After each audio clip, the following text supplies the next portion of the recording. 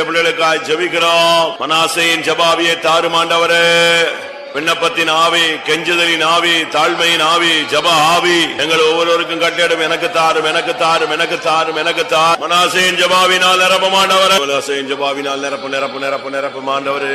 தேவ ஆவியானவர் ஒவ்வொருவர் மேல் அமர்ந்து இந்த நாட்கள் நிற்கத்தின் நாட்களிலே கத்தாவே கெஞ்சி பிரார்த்திக்க கிருபதார். ஓ கெஞ்சுதலுக்கு இறங்குகிற தேவன் கத்தாவே விண்ணப்பத்தின் ஆவினால் நிரப்பு ஜபங்களை கேட்கிறவர, மனுஷனுடைய தாழ்மையை நோக்கி பார்க்கிறவர, மனுஷனுடைய தாழ்த்துமான சூழ்நிலையில் தாழ்வில் நம்மை நினைத்தவரை துதியுங்கள் என்று எழுதியிருக்கிறது.